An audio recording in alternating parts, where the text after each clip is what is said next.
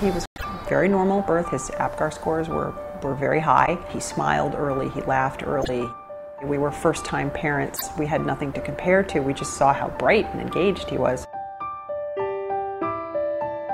This is Emily Hager for the New York Times. When he was 8 weeks old, Owen Kane was diagnosed with spinal muscular atrophy, type 1. He was only expected to live 2 years. You ready? You have it? I have it. 1, 2. Owen lost nearly all muscle movement, but he lived. His parents taught him how to read, do math, even to write. Okay, so this is what he said to me a couple of weeks ago. It says, "You believe me want to walk." And then I said, "Yes, I believe that you want to walk." And he said, "You don't get mad."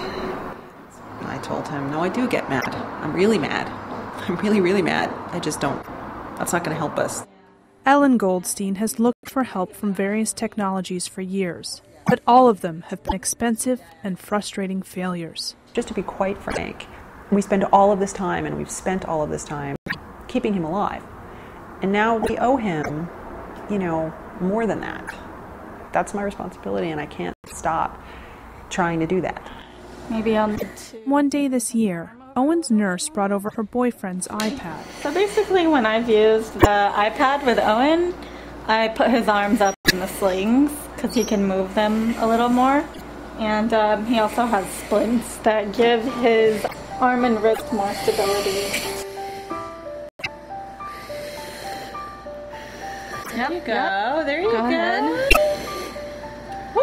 Yeah. Very good. I watched him use it for the first time, and he was interacting with the device. He was activating the device. He was pushing buttons, and things were happening. I know that sounds silly, but that was a huge thing to overcome in everything we've tried. Like just getting the device to activate with his motion only. Experts say the portability, the touchscreens, and the other built-in features of the newest mobile devices are game changers for people with disabilities. The iPad is one of the more superior devices that we have out there in the market for patients with disabilities to assist them with their daily activities. Traditionally, insurance companies don't cover mobile devices because they are not considered medical equipment, even with a prescription and even when they are thousands of dollars cheaper. Ellen worries that the iPad is too pricey for her family. Look in with your eyes, eh? And then we turn. And you can see everything. Though she and her husband both work, they struggle to support their 3 kids. Still, she is excited about the iPad's possibilities.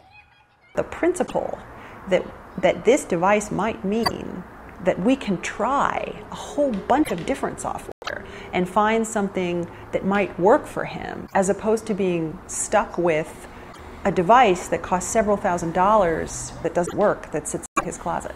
And I think that's almost the most exciting thing.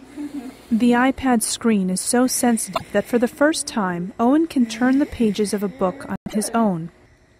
His mother hopes he can become even more independent, despite his limitations. I think he has the potential intellectually to be writing essays and, doing really sophisticated things. And I don't know physically how we get him to that place.